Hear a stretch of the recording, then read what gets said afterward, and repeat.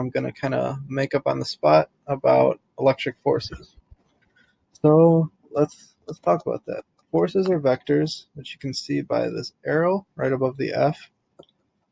And for the electric force, it equals K, which is a constant, times the absolute value of Q1, or charge 1, times the absolute value of Q2, or charge 2, divided by the distance between these two charges squared. So that's going to be R12, so the distance between charge 1 and charge 2 squared, like that. Okay, and some also really important key things to know about these problems, that like charges,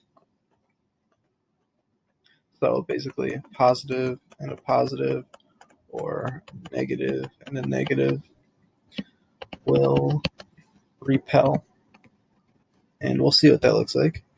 And along with that, opposite charges,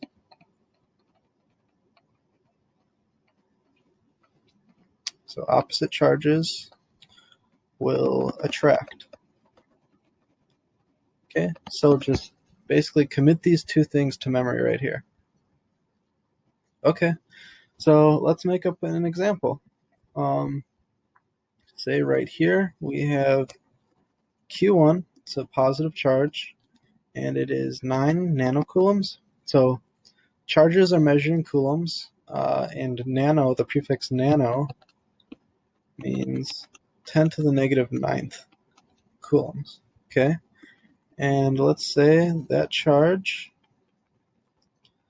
is separated from a second charge, and this one's negative.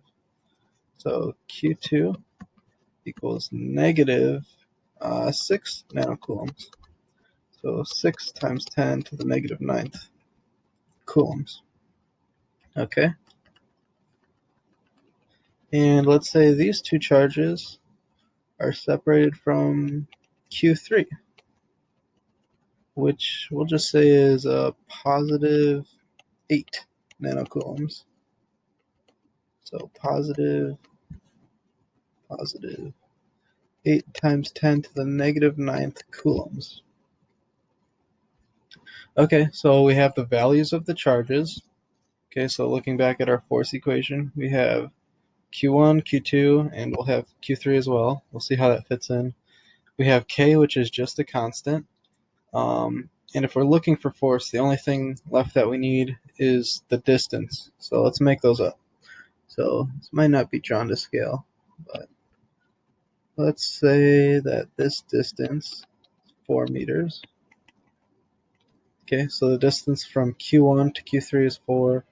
Distance from Q2 to Q3 is 4.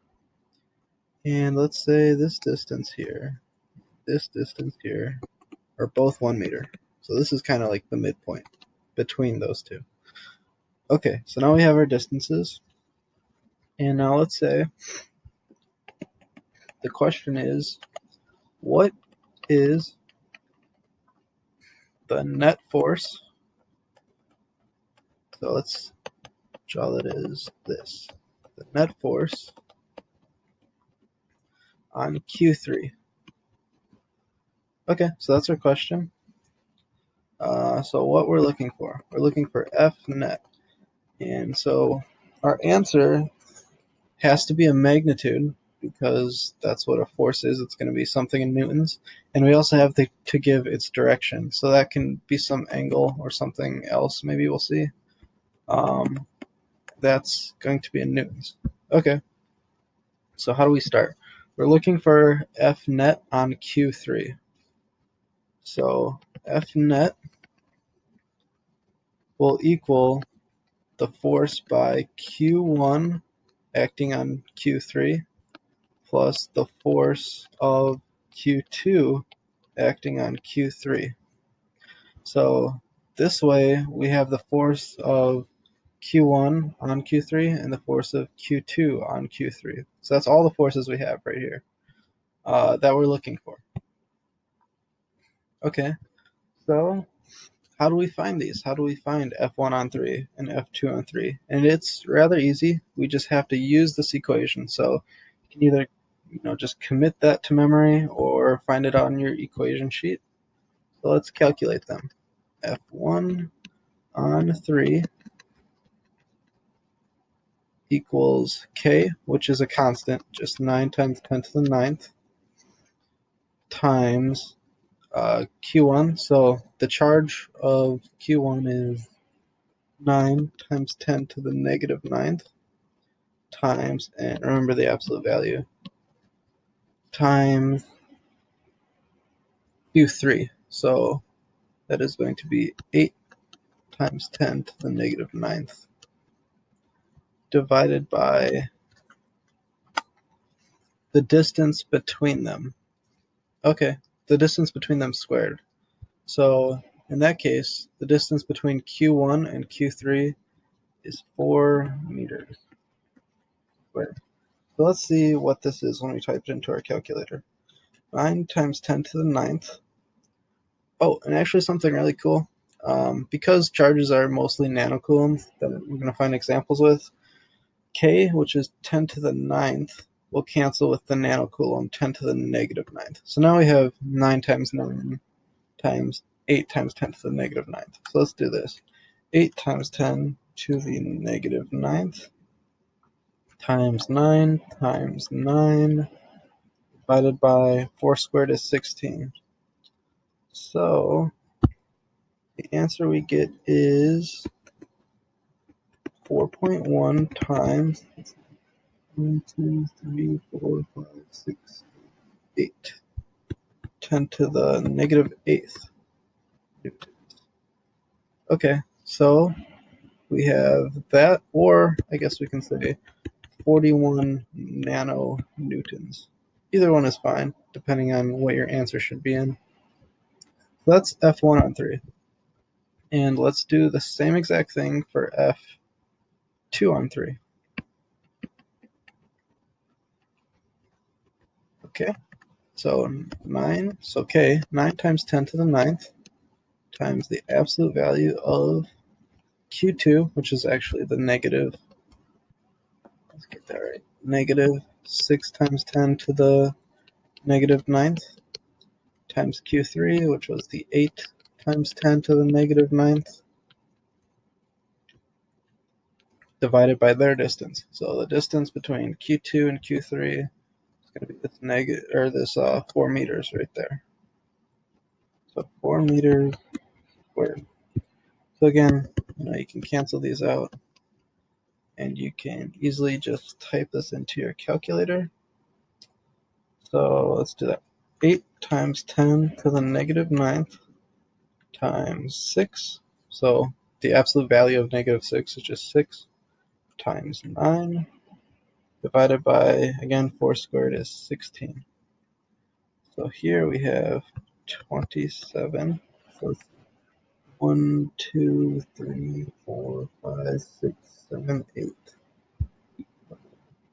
2.7 times 10 to the negative 8 newtons, or 27 nanonewtons. Okay, so we have these, right? But the thing is that's really important is we can't just add these together to find F net. So this is kind of not exactly true. And we'll figure out why right now. So even though we have these values, which is really good, let's draw what is called a free body diagram. So a free body diagram. Basically what you do is you take the point you're considering. So let's figure out what that is. The net force on Q3. So the point we're considering is Q3. So let's just draw it right there. This is our Q3. Okay. And basically a free body diagram is when you draw the forces or whatever kind of vector acting on that point is. So let's look at the force of F1 on 3. So Q1 is positive and Q3 is positive. So what does that mean? It means that because they're like charges, they're going to repel, just like that. So this is how you would draw F1 on 3. Okay, and then let's do the same thing for F2 on 3. So Q2 is negative and Q3 is positive. So these are opposites, and opposites attract. So I'm going to have to draw it. That's a little bad. Like that. So that is F2 on 3. Okay? And even though, these... Okay, well, actually, this is our free body diagram. We have both of the forces right there. Okay? So now let's... Okay, so why this is useful? So let's say this is like quadrant 1. Quadrant 1, 2, 3, and 4. So this is really important right here. Quadrant 1, you see that it is in the direction of the positive x-axis, right? And the positive y-axis, just like that. So anything in this quadrant right here is going to be positive. So the x will be positive and the y will be positive because they're both in that direction. Anything in this quadrant right here, quadrant 2, okay, you can see that it is in the negative x direction. So negative, but it's also directed upwards. So the negative x direction and the positive y direction. And anything down here, just like our vector F2 on 3 is, okay, things down here are going to be both negative. So it's to the left in the negative x direction, and it's also directed down in the negative y direction. Okay? And lastly, anything over here in quadrant 4 will be positive in the x direction and negative in the y direction. Okay? So that is huge to understanding what's next. So we have our free body diagram. We have the forces for F1 on 3 and F2 on 3. Now let's draw this really good note-taking table. So let me just draw this out for you.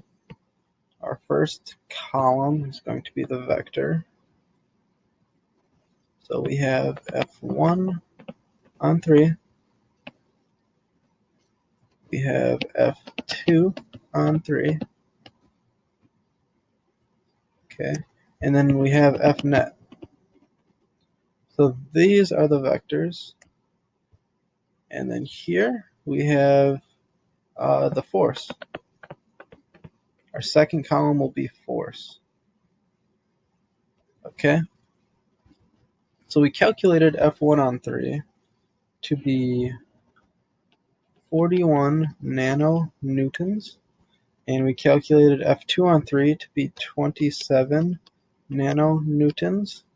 Okay, and we're still ultimately looking for F net. So this is ultimately what we're going to be calculating. Okay, and then along with that, these are vectors, so they can be broken into x components, right? X components. And they can be broken into y components. Okay, so let's back up. These really important things that we're just going to have to commit to memory over here. Okay, that still holds true. These over here are also really important things that we're just going to have to commit to memory. And then another really important thing that we're going to have to commit to memory again is this. So in this example, Fx, the x component of a force, equals F net, okay, the total force times cosine of theta. All right, and along with that, Fy equals F net times sine theta, okay? And then lastly, theta, so the angle or the direction of the net force will equal the tan inverse of Fy over Fx. All right, and there's something that I want to point out here. So we're using forces, but you can use this for other types of vectors. So like electric fields, we can do that next or in another video. And we'll see that we're going to use these exact same equations right here. So let's think about this. So we need to find the x and y components of F1 on 3 and F2 on 3. So to do that, we're just going to use these equations. So let's do that. Right here. F1 on 3 x. Okay, so that will be the net of F1 on 3, which we calculated to be 41 times 10 to the negative 9th newtons times cosine of theta. Okay, so we don't know theta, so let's figure that out. Okay, so the way that we figure out theta is by relating our free body diagram back to our original image. So we can see that our point of interest was Q3, so this is our F1 on 3, and let's see the pencil. This one right here, 2 on 3. Okay, so now that we know this, we can use any trig function to figure out these angles. So let's say this will be the angle that F1 on 3 is directed on, which is also this angle right there. Okay, so any trig function can find this angle, and let's see what works. So we don't know the adjacent, well, that doesn't actually matter. We need to find theta. So we don't know theta, but we know the opposite distance, so this 1 meter, and this hypotenuse distance, this 4 meters. So a trig function that combines opposite and hypotenuse, so SOHCAHTOA, which is sine. So this is what we'll use, sine. And sine theta equals opposite, so 1 meter, over hypotenuse, which is the 4 meters. Okay? And to get theta from that, theta equals sine inverse of 1 over 4. Okay? So let's see what our calculator says. Sine inverse of 1 divided by 4 is 14.5 degrees about. Okay? So that is 14. So that is theta, which we're going to use back over here. Let's fill that in. And it is 14.5 degrees. Okay? And let's see what we get. So 41 times 10 to the negative 9th times cosine of 14.5. Okay? Let's see. 1, 2, 3, 4, 5, 6, 7, 8. Okay, so it's a really close value. My calculator just calculated it to be 40 nanonewtons. Okay, so let's use that. 40 nanonewtons.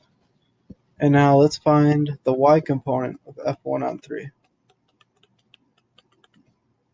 So we're going to use this same equation back up here.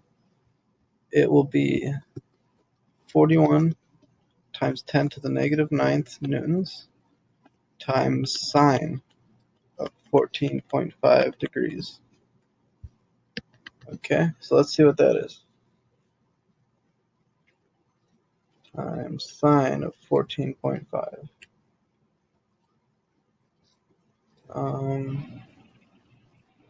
Okay, let's just see what, okay, I get about 10 nanonewtons.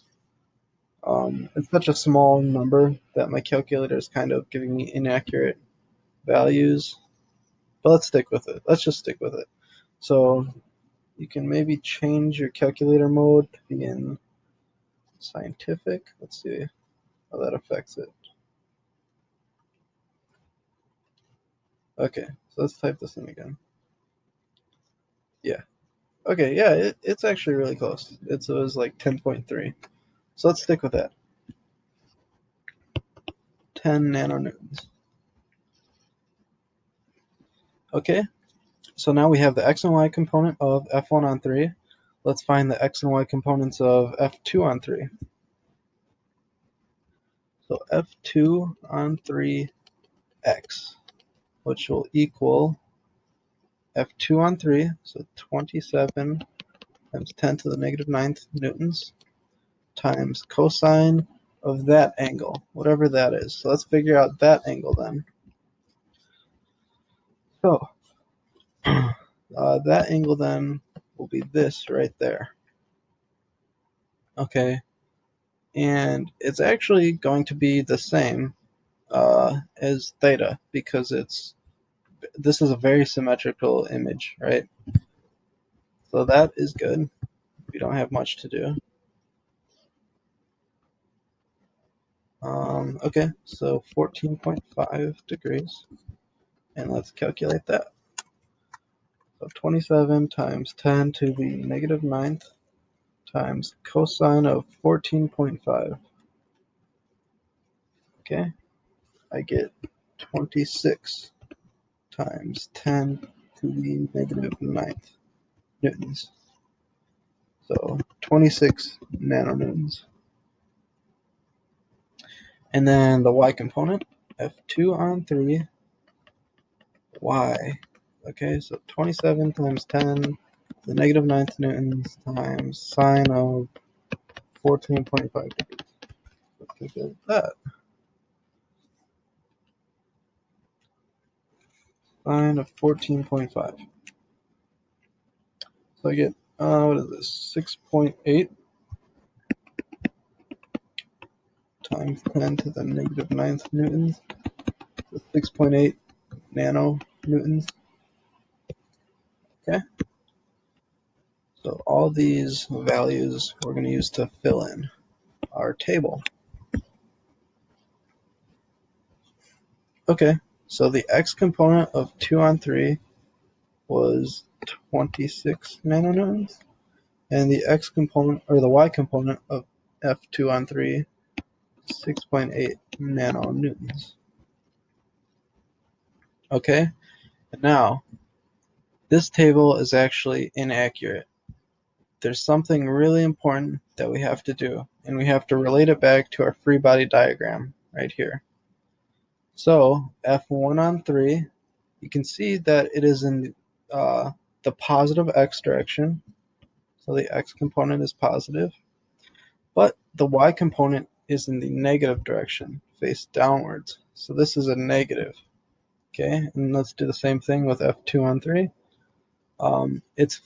This F2 on 3 vector is to the left, so it is in the negative x direction, and it is also downwards, so it is negative, like that. Okay, now that we have that, we can add these values together. So 40 plus negative 26 is a positive 14 nanonewtons, and then negative 10 plus negative 6.8, negative 16.8 nanonewtons. Okay? So now, after all this work, we can finally use these values right here to figure out what F net will be. And we can do that using the Pythagorean theorem. So basically, if you were to take these forces right here and add them up in a head-to-tail fashion that you do with vectors, the resultant vector would be what we're going to get for f net. So f net squared equals f1 on 3 squared plus f2 on 3 squared, okay? And we don't want f net squared, we just want f net. So then we can square both sides like that, okay? Oh, actually, I kinda did this a little bit wrong. Let's edit this. So these values that I highlighted in green, these are the x and y components of f net. So that's really important. This x component is the x component of f net, and this y component is the y component of f net. Let's rewrite that. F net x squared plus f net y squared. Okay, so this is accurate now. So we have that f net equals the square root of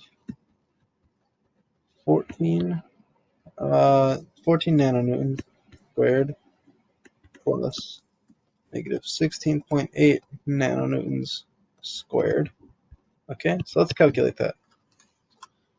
14 squared plus, 16.8 squared. Okay, and take the square root of that value. So this gives us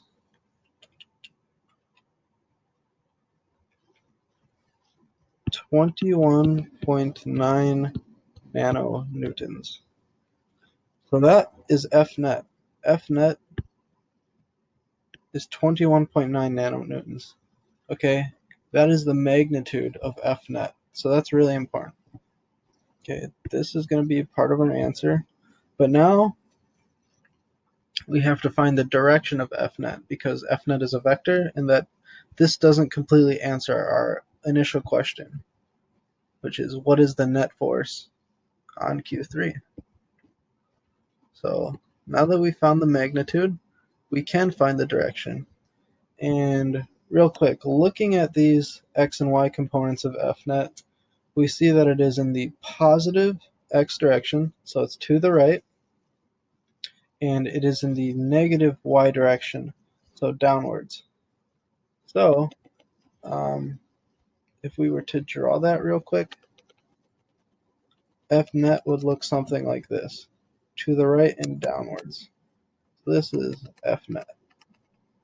Okay, so just to look at what it would look like, that's F net. Okay, but lastly, to finish this problem, we can find direction using this equation right here. Okay, so theta of net equals the tan inverse of y over x. This is important. You have to use the signs, the correct signs. So Fy was the negative 16.8 and Fx was just the 14. Okay, so let's see what our calculator will tell us for this. Tan inverse of negative 16.8 divided by 14. Get that it is negative 50.2 degrees. Okay. So does this make sense now? Our angle is negative 52 degrees. So let's zoom in right here. This quadrant 1 is 0 to 90 degrees. Here it's 90 to 180 degrees. Here 180 to 270 degrees. Here 270 to 360 degrees. Okay, and in the case of this, we have a negative angle. So negative 50 degrees is going to be somewhere in quadrant 3, which is exactly how we've drawn our F net based on whether the x component and the y component are positive and negative. So this finally answers our question. You can say F net is 21.9 nanonewtons directed at negative 50.2 degrees. Or you could just take 360 minus 52 or 50.2 degrees. Let's see what that is. 360 minus, okay. Let's see here.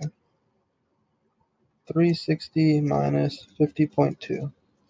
Okay, that'll say 309.8 degrees. Okay, so either or is fine. Either or of those angles. And that's how you figure out, that's how you understand vectors. All right, thank you. If you have any questions, leave them in the comments and I'll try to answer them. This was my first video, so don't be too harsh. But thank you for watching.